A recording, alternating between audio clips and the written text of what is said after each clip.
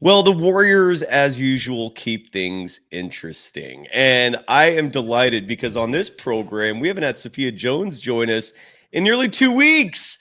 I'm having withdrawals, Sophia. So stoked you're back with the program. There's a lot to talk about. We're going to touch on the Valkyries because the preseason is officially underway and they've been lost in the muddle that is the Warriors postseason that's grabbing all the headlines for the right reasons. They're in the Western Conference semifinals. Sophia Jones and I are going to break down a little more, just adding on to what we covered last night regarding Game 2, and maybe more importantly, previewing a pivotal Game 3 of what has now become a best-of-5 series between the Warriors and T-Wolves. Sophia, you ready to do this?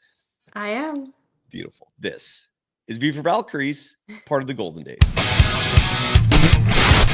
They always find something to nitpick, and that's because there's expectations for us to win. We are going to win the championship. Let's go. In a minute, I'ma need a sentimental man or woman to pump me up.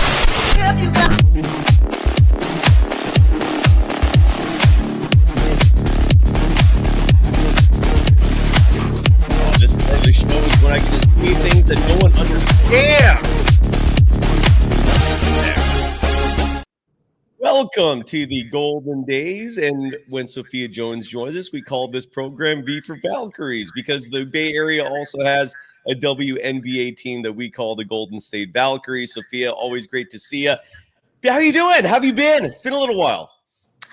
Yeah, I'm doing great. Coming off of a little bit of a cold right now also, but yeah, I took a ton of Zicam and zinc, so doing better. I love it. By the way, Hackster in the chat is saying, what happened to Rockets at 7? I don't know who you're talking to because neither one of us predicted that. So wrong show, if that's what you think one of us said. Did you say that, Sophia? Rockets in 7? I didn't say that either. So I don't know what you're talking about. Shane West evoking a very old sponsor from the previous program, Built Bars. We do have modern sponsors for this program. Let's give them some love. First up is Decades, a band that can play your event simply by shooting an email to Kyle@atomicmusicgroup.com. Again, Kyle@atomicmusicgroup.com, or check out decadesofficial.com. It's the website for this awesome band that is there for you for any event that you can think of: a corporate fundraiser, a wedding, an anniversary. Anything I'm missing in terms of what kinds of events you can hire an awesome band for, Sophia? I feel like I'm so comfortable reading this that I did not bring up the script today. What I do know is that whatever the event is, even if it's just an good old-fashioned backyard rager, Decades can be the band for you. They're available for bookings. And look, they played some of the most incredible audiences ever. What do I mean by that? If you're asking that question, they literally played a set for Eddie DeBartolo in the great state of Montana, because Eddie D, the former owner of the Niners, his sister now runs the show. He won 5 Super Bowls when he was the owner of the 49ers, and his home in Montana hosted Decades as the band for their event. Think of the Catalina wine mixer, except bring it up to modern speed. That's what Decades can do for you. They can be your prestige worldwide. They are a phenomenal band, playing music again from Chuck Berry to Katy Perry, everything from the 50s to today, and they could be available for you. The same band who not only loves the 49ers and their locals as well, Northern California locals from Chico, but they also play all the red zone rallies. Every home game for the 49ers, the pregame party is next door at Great America, and Decades is playing it, and they could play your event. Kyle@atomicmusicgroup.com is the email. Mention Golden Days or anyone on this program, and they'll give you a discount. Check out decadesofficial.com so that you can book them for your event as well. Again, they're a phenomenal band. Today's episode also brought to you by Visit Humboldt. This is an incredible tourist destination. If you live in the San Francisco Bay Area and you're thinking to yourself, I need to go someplace, I just want to get away, I need a vacation idea. The kids are about to get out of school. Where am I going to take them that doesn't involve breaking the bank at some theme park where I'm going to be miserable the entire time? You have another option. Drive just 3 to 4 hours north and show the kids the beauty, the natural beauty that is Humboldt County. You've got national parks, you've got state parks. And if you don't have a family, if you're just rolling solo, if you just got a romantic getaway, if you're just part of a group of friends, whatever the scenario is, it's going to be the time of your life. If you love nature, if you love photogenic scenes, if you love breweries, if you love wineries, incredible things to eat, go check it out. Visit Humboldt.com. I'm a former student of Humboldt State University, now called Cal Poly Humboldt. I lived in Arcata, California for 2 years. I can be a resource for you as well. So either DM me or check out visithumboldt.com for places to stay and things to do. And Sophia Jones is available on Twitter at Sophia Jones _2. Sophia, let's start off with this before we talk about game 3. What was your reaction to game 2? Because the Warriors went deep into their bench. All 14 players played in the first half of this game. The mad scientist was at work trying to figure out what rotations work. Some positives came out of this. Jonathan Kuminga rediscovered his confidence. We played that clip on last night's show. That's huge. I mean, just him saying that, I think, is vitally important. He showed it starting in the second quarter. They're going to need his offense and defense, but they're also going to need a more aggressive Jimmy Butler. They're going to need a Draymond Green who's focused. What was your reaction to last night's disappointing game 2? Yeah, unfortunately, there wasn't too much in that game that I saw that I didn't already expect, just in terms of Minnesota had to win that game at home, no Steph Curry.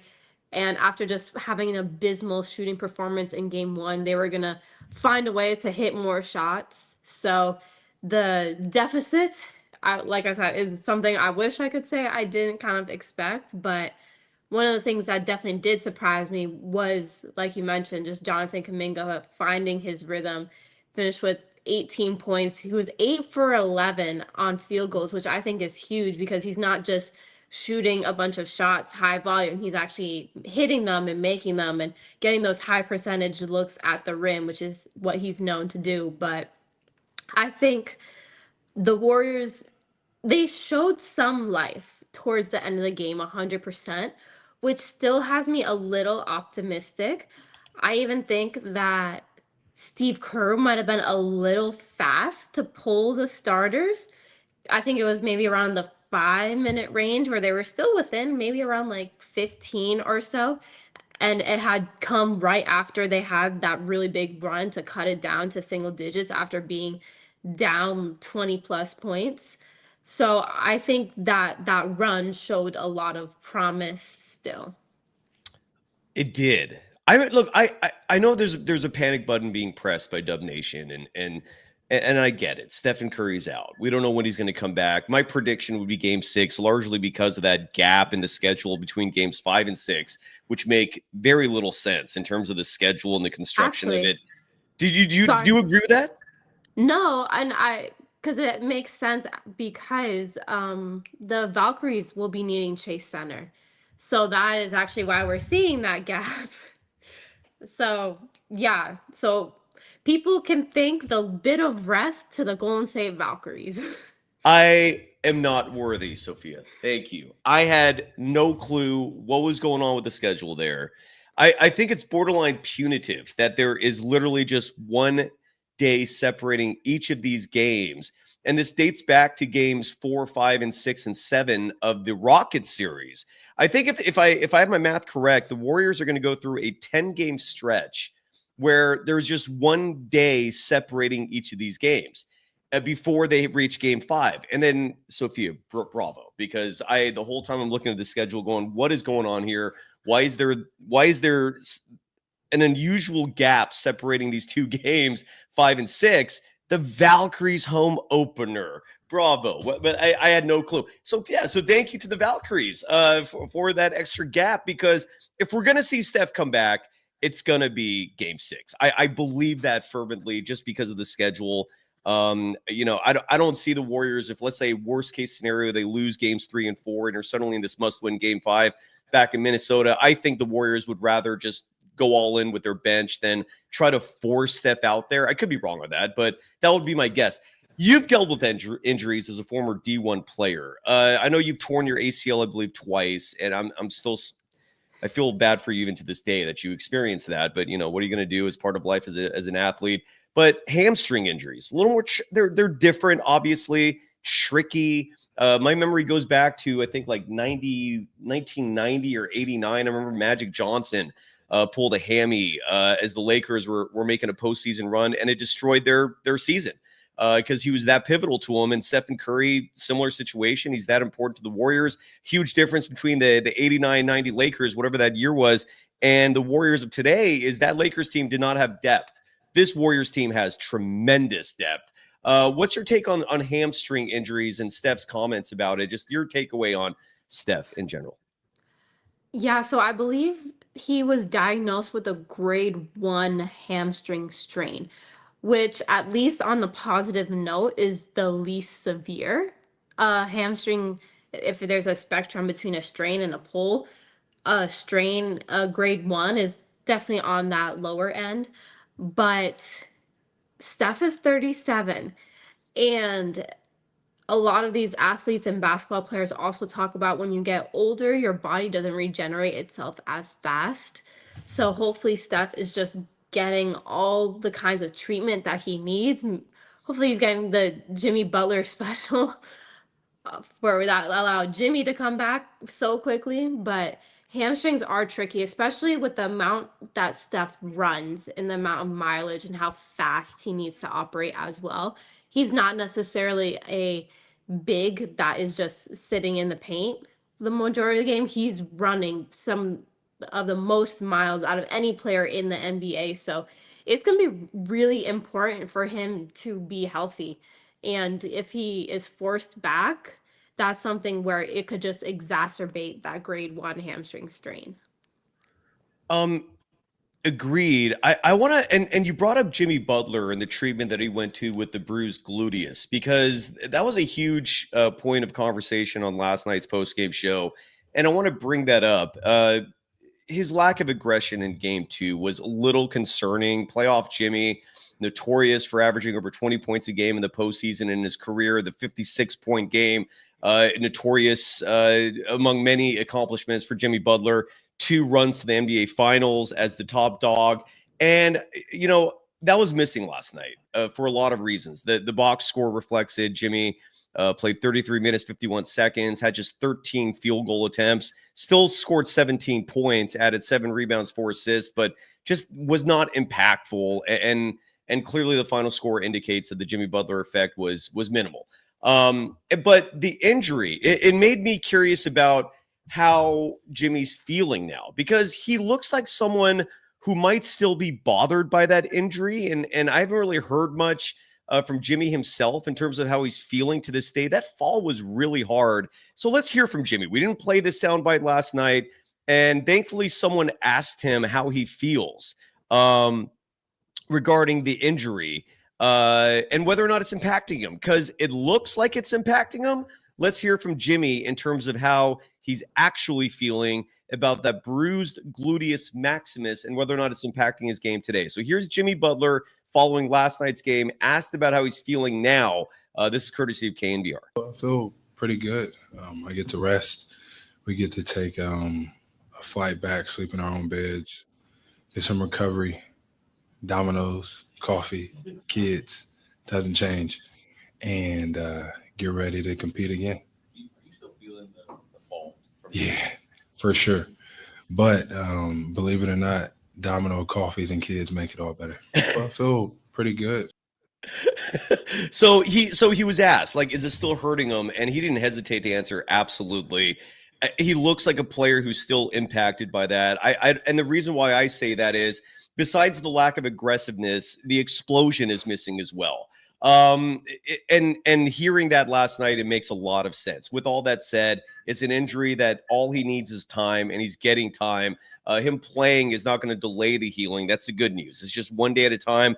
Like, I'm confident he woke up today feeling better. I'm confident tomorrow he's going to feel even better. I'm also confident in Jimmy Butler as a whole. I think when the Warriors are back home for games 3 and 4, you are going to see a different level of Jimmy Butler. Your thoughts on how he played in game 2 and Jimmy Butler in general? Yeah, I kind of agree with you where it seemed like he was not the playoff Jimmy that the Warriors needed. However, I can 100% see him coming back home because they've been on the road technically since that game 7 against the Rockets. So they've spent a decent amount of time away from home. So hoping that kind of once he gets back, like he said, with his dominoes and coffee and kids, that stuff really can help reinvigorate Oh, a yeah. player. Mhm. And a lot of what playoff Jimmy is just his mindset and his ability to just overcome all of this. So sometimes that reinvigoration isn't as much physical as it is mental. And so for him to like really get locked in and have that dog back in him, I think that the Warriors hopefully could at least have a Steph Curry return in, like you mentioned, game 6, tied 2-2. Well, game 6 will be 3-2, right? Am I doing? Yeah, sorry. Yeah. It's okay. It's okay. Or at least just not down significantly. In this hypothetical, in this imaginary world that you just went to for a second there, who's leading 3-2? The Timberwolves. Without Steph. Without Steph. Like I'm just being realistic. I'm sorry. So no, I love that you're being honest. That's all I ever want from anyone. So how does this play out in your mind? Like, is it a split at home for games 3 and 4? Minnesota wins game 5, game 6 at home. Steph comes back. Is that the path? That is kind of what I envisioned. I really do think that if the Warriors get playoff Jimmy, they could get another win here at home. Go back to Minnesota 2-2. If we're still without Steph, Minnesota will want to protect their home court. So come back to Golden State for game 6, 3-2, which hopefully hopefully the series will still be going by then. And 2, hopefully Steph will be back. Yeah, I believe I'm not like, it's hard to predict things confidently when Steph is out, but I said this on last night's show, and I'll say it now, and I'd love to know your reaction to this. The Warriors have the number 1 defense in the NBA, referring to defensive rating, which measures the amount of points you score and give up per 100 possessions. It's not a points per game stat. It's over 100 possessions. What are you averaging? So a lot of people think that's a more accurate reflection of how a team plays. And the Warriors, since they got Jimmy Butler, are literally number 1 in the NBA in defensive rating. Their defense is outstanding. I did not hear the Warriors defense get enough credit for the Rockets offense not being able to put up points. I understand that the Rockets are lacking explosive scorers per se, but they also do have scorers. I mean, Jalen Green was the team's leading scorer, and he was held to single digits for all of one game. Fred VanVleet is a better offensive player than what we saw in that series. Same goes for almost anyone you mentioned. Amen Thompson who's going to be a superstar in this game someday. He did not, he was limited by his standards in that series. I believe strongly in the Warriors defense with or without Steph. The offense is a whole other story. And this is, again, not to diminish Steph, the defensive player. He's an exemplary defensive player, but I also think the Warriors can not miss a beat if Stephen Curry's out defensively. With that said, I didn't see the Warriors defense being a primary focus in game 2. I thought game 2 was more of a fact-finding mission for Steve Kerr to kind of see who he can roll with moving forward. Is in-game experimentation kind of crazy in the postseason? Yes, but this is Steve Kerr we're talking about here. And look, if they win a championship, that's all that matters. But that's what I saw in game 2, was more fact-finding, more experimenting to see who he can roll with for the rest of the series. And in games 3 and 4, I really think, I do, that the Warriors defense is going to clamp and make life damn difficult for Minnesota. And I think they're going to go back to Minnesota in game 5 up 3-1. And that's why there's going to be a level of comfort there for Stephen Curry to not be rushed back. Could be mistaken on that. That's just what I think is going to happen. I hope it's what happens. What are your thoughts on my prediction about the Warriors defense, given the Warriors control in this series? I definitely can agree with the fact that the Warriors defense is 100% deserved of that number 1 overall defensive rating. And even last game when they were against Steph, they gave up 117 points, But Anthony Edwards, he still only had 20 points. Julius Randle, 24. So they didn't really let anyone in particular go off, specifically Anthony Edwards, because that's really the player that you want to look to contain. So I can see, like you mentioned, the Warriors defense picking up some of the lack of Steph. But on the other end, there is a saying where sometimes, or a lot of times, people are like, let your defense create offense. Yes. But there are also certain times in games or certain groups of players where sometimes the best defense is their offense and seeing shots go in. So I would just have to remain hopeful that with that lack of offensive burst from Steph, who is pretty much their entire offense is centered around him, I would hope that they can still figure out some things there and not get demoralized by not seeing a lot of shots fall, because that's going to be the reality without Steph in the game, just because of the type of player that he is. They're going to see less offensive production. They just need to make sure that they handle that adversity and not let it affect their defense, kind of much like the Rockets did against the Warriors, honestly. Right. Someone in the chat, by the way, brought this up, and and this is where the audience is brilliant. The Golden Days audience, to me, by far has the highest basketball IQ of any program out there. And case in point, this comment right here, and there's a couple of paid chats I'm going to get to in just a second, I promise. Please, just please be patient for a minute here, but I don't want to move on from this while I remember it. Pat Riley had an exit interview today. I don't have the sound, unfortunately, or at least I don't at the moment. If I can pull it up really fast during our live program, I will. But Pat did talk about Jimmy Butler. And I'll read to you the quotes if I can't find the soundbite really fast. As again, I'm searching and talking simultaneously. And here it is. I think I found it. Here is Pat Riley. Oh, this is a long clip. We'll still get through it. We got time. Here is Pat Riley. And I'm going to play this clip today because he talked about Jimmy Butler.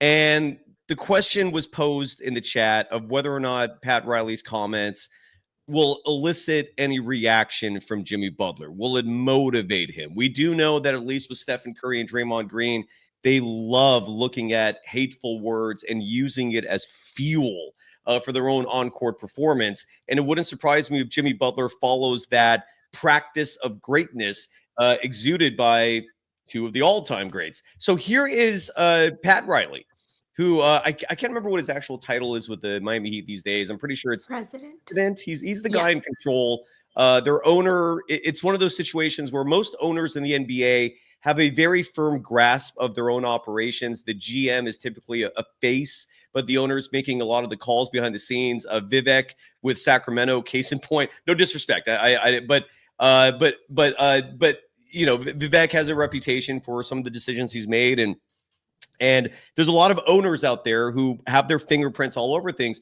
With Miami, it's the Pat Riley show. And I respect the owner for doing that, right? Like, you have a basketball genius at the helm. Let him make decisions and stand back and watch the success pan out in front of you. Didn't work out so much this year. Here is Pat Riley. And when we get to, hopefully we'll get to the Jimmy Butler comments sooner than later, and then we'll come back and talk about it. But he did talk about Jimmy. Here is Pat Riley, the legend, the man who I put on the Mount Rushmore of NBA coaches at his exit interview, and he did talk about Jimmy Butler. Well, I call it ribbit. It's okay. IB, run it back. We're not going to do that, or we're going to try to stay away from that.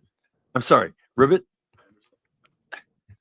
That's what I say every night to Chris when we watch that commercial. It is so cute. But anyway, we probably won't run it back, but it doesn't mean that, you know, I mean, players aren't just going to show up. I mean, you have to make deals. You have to look at the board. You got to try to do something that's going to benefit with your team and your two key guys, if they're your key guys, and I think they are, plus you know, a lot of other players. So I think we're probably in as good a situation as we could have ever been from a draft pick, young player, favorable contract situation. in a long time, and especially at a time in the market that's hard to plan, like you're saying, because things will be spontaneous. But we're going to. What just happened there? Hold on. Stopped. Well, I call it ribbit. Oh, well, maybe that was wrong. Maybe that was a wrong clip. I don't know what's going on. Okay, forgive me. I will just read the quote. I failed there. Again, this is what happens with live programming sometimes. Pat Riley said, quote, "I'm not going to apologize for saying no on a contract extension when we didn't have to. And I don't think I should." Riley added, quote, "It's over. I wish him well. Good luck to him. And I hope deep down in his heart somewhere he wishes us well too." Unquote. Sophia, would those words motivate Jimmy Butler? I apologize again for wasting folks' three minutes of folks' time there. But does that motivate Jimmy? Does it matter? Pat Riley's basically saying he's not apologizing for the way he approached it. Other quotes indicate he admits that the decision rattled Miami and affected him this season. But will Jimmy Butler have any reaction to those quotes? Were they pretty mild? Hearing them for the first time, the way that he phrased that first part where he will not apologize for not giving the contract extension when he didn't have to,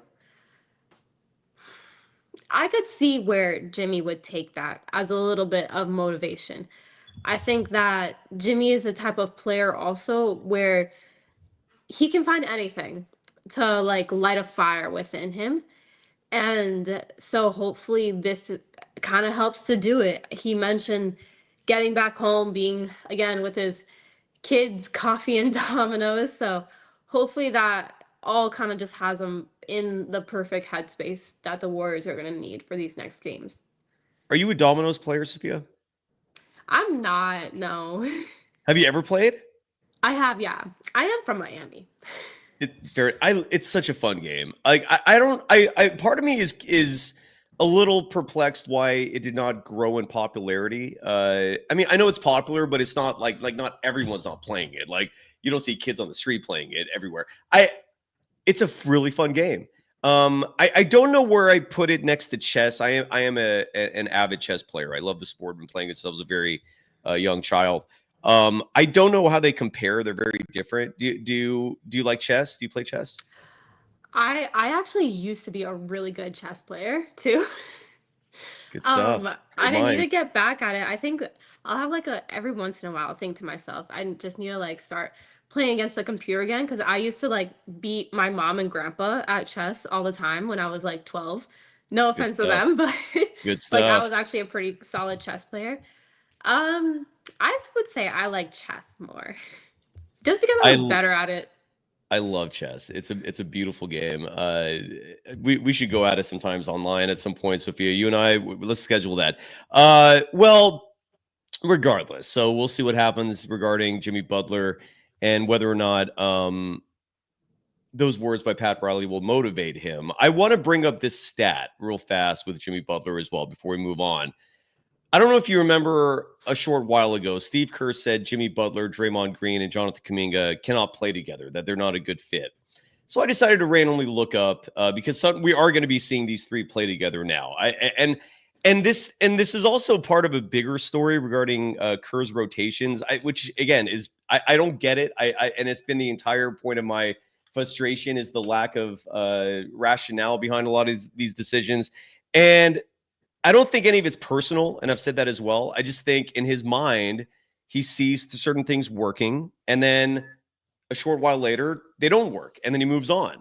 And I don't know if you agree with this assessment. I said this last night. I feel like Kerr is one of those like just reading the vibes in the room, coach, and just rolling with what's working at that specific moment. And what I mean more specifically by that is, case in point, Trayce Jackson-Davis was out of the rotation for months.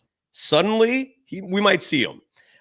Steve Kerr said last night his offense is what's going to be needed in this series. I was kind of like surprised by that, but that's what Kerr said. Kevon Looney was once out of the rotation for almost a month, and then he came back and was important again. Steve Kerr not too long ago was starting Moses Moody and thought he was an imperative part of the starting five. Moses Moody, side note, is not playing good basketball lately. And he's and who knows, maybe the herky-jerky treatment is playing a part in that. I don't know. We know, and the most infamous of all these lineups and personnel decisions is, of course, the Jimmy Butler, Draymond Green, Jonathan Kuminga trio. We're going to start seeing that now. Maybe the vibe has changed because, again, this is all fluid, right? As Stephen A. Smith loves to say, it's fluid. So and then the whole point of all this is I looked up the threesome. Draymond Green, Jimmy Butler, Jonathan Kuminga, the threesome in the postseason and how they're playing. They played 21 minutes together. They were +8. Your thoughts? I'm not surprised at hearing that. And I think one of the biggest reasons why Kaminga wasn't more effective in the Rockets series when he was getting those minutes was just because it was so, like you mentioned, herky-jerky with his minutes. And it was really hard for him to find a flow and really establish that confidence. But this game, I felt like helped him to establish that confidence. And I really do anticipate seeing him more in this. I would even say the whole playoff run, even with Steph coming back. I think if he can just continue to prove himself like he did last game, I know it resulted in a loss, but he still had a solid showing, that the Warriors are going to need his length and just his athleticism on the offensive and defensive ends. Agreed. Let's hear from Steve Kerr, because I didn't play any clips from him last night, and this is again his courtesy of KNBR, who I thank forever for posting clips with good audio. And here is Steve Kerr talking about two players who not that long ago were an afterthought. They were not part of the rotation, and now they might be playing very pivotal roles in what's become a best-of-5 series between the Warriors and the T-Wolves. Here is head coach Steve Kerr talking about Kaminga and Trayce Jackson-Davis. You mentioned the experimentation. How much, as you head towards Game 3, do you need to then quickly pare it down? And how much of what you saw tonight, particularly from Trayce and Kaminga, makes you believe that they have to be heavy? I mean, those guys really performed well and showed why they can help us win this series. So they're going to be part of it for sure. We've got to figure out rotations, who we want to start, all that stuff. But both guys are going to play a role. You mentioned the experimentation. Sorry. There we go. We'll start there. So as Steve Kerr said right there, they're going to play a bigger role. Your thoughts? Because I do think they're going to be needed in this series. They're 100% going to be needed. And when we talked about before about the defense and the #1 defensive rating team, those two weren't necessarily included in all of that, but I can't see why there would be that much of a drop off with them on the floor. But I think they really will help offensively as well, just with Kaminga, his driving and finishing ability and just going to the free throw line, and Trayce Jackson-Davis operating in that dunker spot and just catching a lot of those drop off passes. So it really is interesting, because as I was saying all that stuff, I realized how much of the Warriors' identity in some of these Stephless games are going to look a little similar to the Rockets that we just faced. So hopefully they kind of just they even see a little bit of what the Rockets did and start adapting some of that. Big time. And just again, I brought this up before, sorry to be redundant here, but the Warriors played the T-Wolves 4 times this season. And unlike a lot of look backs to regular season meetings, this one has some relevancy because the exact same team is currently playing for Minnesota, as we saw in all 4 of those games.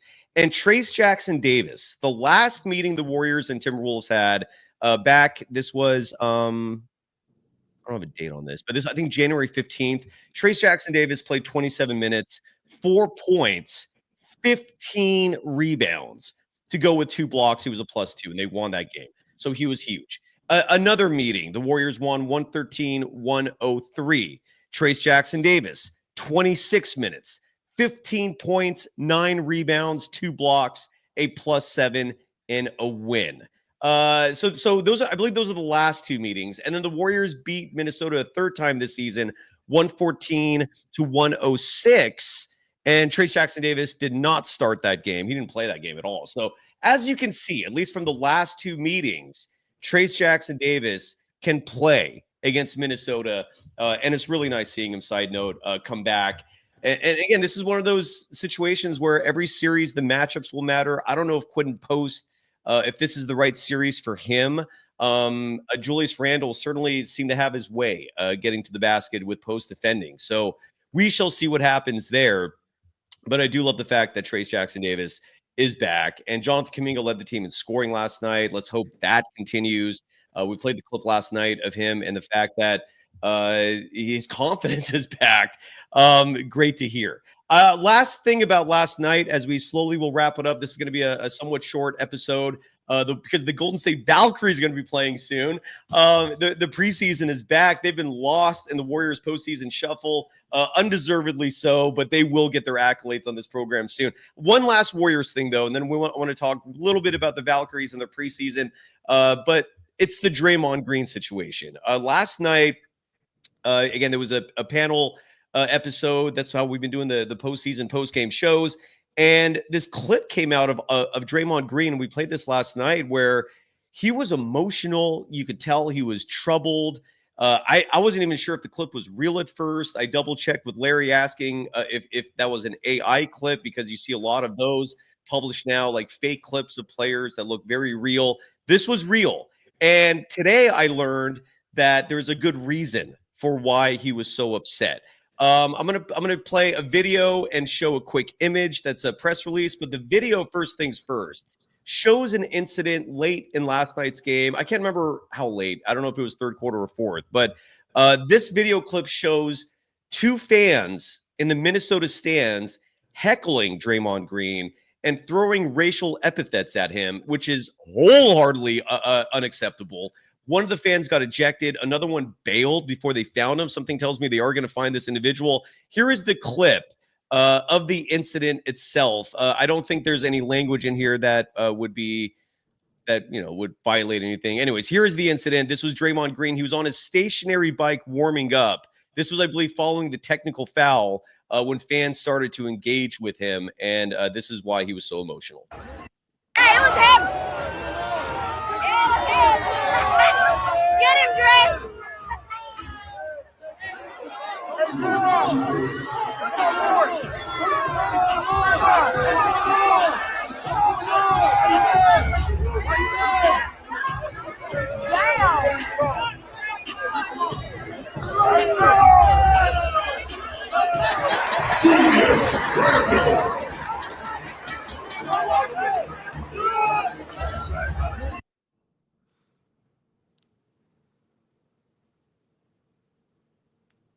I think you're on mute.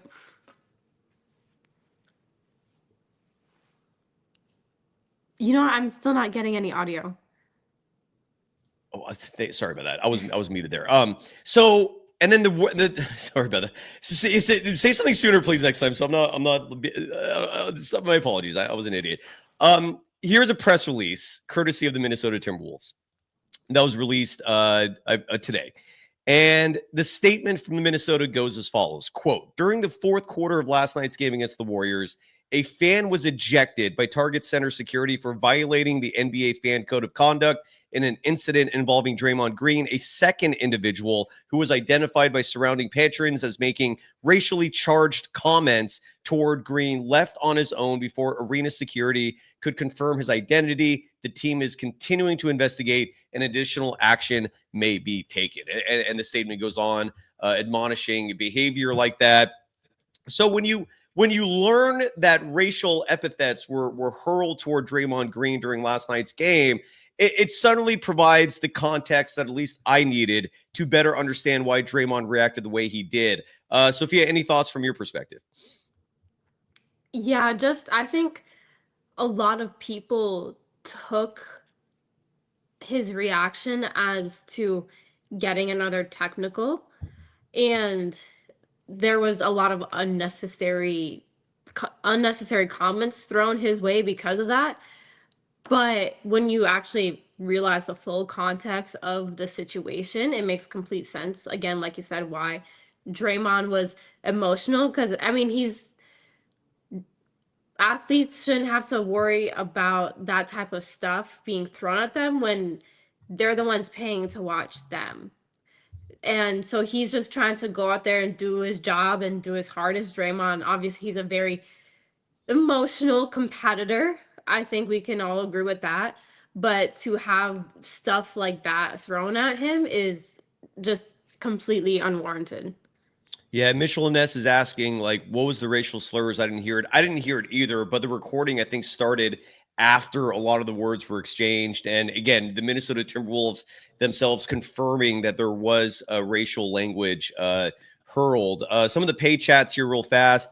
Sorry to take so long to get to these. Miguel R. $1.99 saying, this is the lineup that he likes. Draymond Green is the point guard, Trace Jackson Davis, Jimmy Butler, Jonathan Kuminga, and Buddy Hield as your starters. I think someone proposed this on last night's show, a lineup at least very similar to this. I loved it. I doubt we're going to see it because chances are Brandon Pajcic is going to get heavy minutes in game 3. But I love it personally. Sophia, your thoughts on this lineup, and also your thoughts on Brandon Pajcic real quick, because he did not have a great game last night. Yeah, I love that lineup. I just took a quick peek at what Minnesota's starters are, and I think that they kind of match up pretty solidly against that. It would be a very big lineup, so they would have to make sure that they really lock in on defense, but I don't hate it. And then going back to Pajcic, ever since he had that one really big game against the Rockets, he hasn't really quite looked the same. I was even noticing, I felt like when I was watching him shoot his 3-point jump shots, usually like when you shoot, there's like a little bit of stagger, but it seemed like he had no lift and he was falling forward, which it could be a lot of speculation. I don't know if it's honestly just him being a little tired, but he didn't quite look the same. We already know that Gary Payton was out with an illness, so maybe there's a bug going around the team potentially. But Pajcic is someone that you definitely want to see get back into their form, especially being a ball handler to replace the Steph Curry void. I mean, then that falls, the impetus to me then is on the coach. If that's going on, you have to monitor minutes more carefully, because Brandon Pajcic played 33 minutes and 3 seconds last night, one of the team leaders in minutes. If your guy is not feeling good and the production is affected, manage the minutes. I mean, if that's true, great call. I mean, Rick Barry routinely says on this program that when a player's shot is off, it's almost always mechanics, and you could see it. And again, this is one of many reasons why I respect your analysis tremendously. You know what you're talking about. Great call there. And the Warriors desperately need Brandon Pajcic's 3-point shot to fall again. I screwed up and forgot to research how the Warriors play this season when his 3 is falling. I said last night I was going to look that up and I forgot. My apologies for that. Something tells me, though, that the Warriors record when Pajcic's hitting his 3s are astoundingly good. I would feel safe about that, but I need to look that up. In the chat, LR, as we start to wrap up the show here, saying, even if Steph Curry is back for game 6, he's going to be far from his playoff form. Here's what I always tell people when they worry about Stephen Curry and rust. He is that incredible of a basketball player where you don't have to worry about that. Stephen Curry is a man who picks up right where he left off, even if months have gone by. That concern is valid, I think, for most other players. But Steph, no, I never worry about that. Agree or disagree, Sophia? Your thoughts? I agree. And especially with a hamstring injury, I believe that it most affects you when you're running and really engaging that muscle. So for Steph, he could honestly just do a bunch of stationary ball handling and then light shooting, just stationary shooting, where if he's getting that, he'll be fine. There you go. Shardal just saying, what's up? SGA Sports Talk channel. Go subscribe, please. Shardal will have some live shows soon. We'll get the audience involved. The postseason has just been it's been a frenetic scene, no doubt about that. And I apologize for the lack of audience participation lately. We will get that going again soon. So Shardal, hello to you. Miguel R dropping $1.99 saying Steve Kerr would rather lose the series than bench Pods. I don't know what to say about that. Any thoughts, Sophia? I have no response. I think if it would come down to it, he would bench Pajcic. I think so too.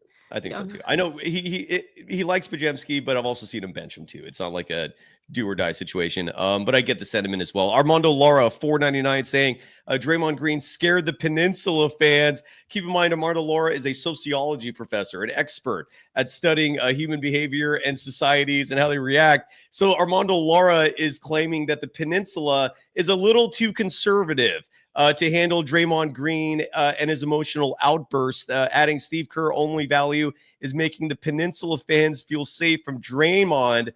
Translate, I get it. It might be an extreme take, but I understand the premise, and I don't see that as being wrong necessarily. Sophia, any opinion from you on Armando Lara's take that Draymond Green ruffles some of the more conservative fan base's feathers? I mean, I would just have to think that if you're a Warriors fan and you probably started cheering for the team when they were back in Oracle, at which they had an identity themselves. So I don't know. I would hope that if you're a fan of the Golden State Warriors, that you would be willing to defend Draymond Green to the grave. Well, I think Armando Lara, just to expand on his point, like you look at recent of Warriors postseason games, for example, where the team lays out all the jerseys for the fans. And at Oracle Arena, like you never had an issue with the fans putting on those shirts. So you had an arena that was just all yellow, for example, right? And the impact was solid. Like you kind of see something similar currently in the present day with the OKC Thunder, where the entire crowd is just one color. You see that unison. And with the modern era at Chase Center, excuse me, there are a lot of fans not putting those shirts on. And those fans are almost entirely in the lower sections, right? And so it's the wine and cheese crowd, I think, that Armando Lara is referencing, that may or may not have a hard time stomaching Draymond Green, that Steve Kerr is essentially a PR magician to quell the unease of that fan base. I think if that's the translation you're looking for, Armando, I hope I interpreted accurately. And Sophia, you don't have to touch on that at all if you don't want to. And I could be wrong on all that as well, if I'm mistaken. But any thoughts on that before we talk Valkyries and wrap it up? Yeah, I would honestly just say more so, and this actually serves as a perfect little transition, where I think just the Chase Center fans, those tickets are a lot more expensive. So you get the people that want to go to the games for a status thing and not necessarily really root for the Golden State Warriors, which I'll transition to now with the Valkyries preseason game at Chase Center. There were over 17,000 attendees to that preseason game. So that's where I say there might be a little money involved in just like the status of people, because the way that I've been to a lot of NBA preseason games, and I've never seen a crowd be that energetic ever. And so the Valkyries, they had a great home environment. They're already starting off on a high note, and it's only going to get better once the regular season starts. Damien LaRoche, longtime Golden Dazer, saying I spent $450 on my last Warriors game. And let's wrap it up there. And I know you got to race out of here in a second. Valkyries have started playing preseason games. I feel a little bad for the organization and the fans, given their first season and their first preseason games I'm guessing a lot of people aren't even aware that they happen, because so much focus is on the Warriors in the playoffs right now, rightfully so. But what I'm saying here is that I'm already a Valkyries fan, and I'm excited to cover this team this year. But right now, it's just the attention is on the Warriors. But what's going on with the Valkyries, Sophia? Because you just mentioned you went to a preseason game where 17,000 fans plus were in attendance, and I'm guessing they were loving the action. Let's wrap it up there. Your thoughts on the Valkyries and the preseason, and whatever you want to give some love to, go for it. Yeah, just they lost by only 1 point to the Los Angeles Sparks, but just I was at that game, and going even more into the point, the Valkyries received a standing ovation from the crowd, and they lost that game. Just really going to show the history of this moment, them being the inaugural professional WNBA team in the Bay Area, and how much support that this community is really showing for the Valkyries. X's and O's wise, obviously it's preseason, so not gonna show too much, but for the Valkyries being a new team, I really kind of do like just a lot of the energy that they brought and the competitiveness on the defensive end specifically. Offense is one of those things that is going to come with chemistry, which throughout the game I also felt like developed as well. And I believe I was watching a presser on ESPN where the head coach Nelly Nakase was saying that she feels like they're actually more ahead than she thought that they were, which is a really positive sign for the organization. That is positive. And Antonio Green, first of all, Damien LaRoche was saying he was joking about the $450. I guess there was a Warriors, a man thong reference in there. My apologies for that. We got to get out of here. Sophia, you're late. Antonio Green asking, have you ever played organized ball, Sophia? As I've mentioned before, and I'll say it again, Sophia Jones played D1 ball for your San Jose State Spartans, and your dad is the legendary Mark Jones, a man I call the voice of the NBA. Brilliant. Your dad, and I'm sorry to be late here. I know you got to go, but your dad, and I've told him this before, brilliant at being able to call a made shot a split second before it goes in. There's only very few broadcasters who have that innate skill to call 3 and then a split second later the ball actually goes in the rim. I don't know if you've ever noticed that for your dad, Sophia, but it is awesome that he can nail those calls. And Sophia, you got to go. Any final thoughts? You say bye, and I'll play the closer. Yeah, you know what? It's actually, I'll end with this. You mentioned that because my dad, he played collegiately as well. So I guess it's just the hooper's touch to spot that type of stuff. But our family, we actually get really upset when he does that sometimes when we're just casually watching a game with him and he's not calling it because we feel like he has a jinx.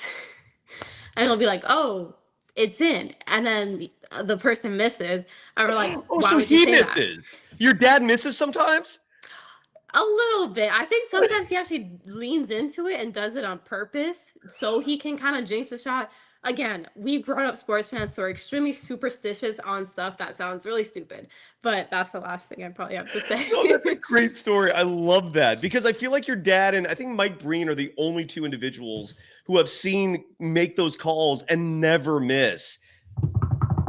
I just knocked on wood to be safe. But yeah, bravo. Sophia, bravo to you. Have fun with the Valkyries. They play tonight, correct? No, the next game is Sunday at the Phoenix Mercury, and then the regular season home opener will be May 16th. All right, we'll be back Monday, you and I. Thank you, everyone. You got to run. Thanks to everybody, as always. Bye.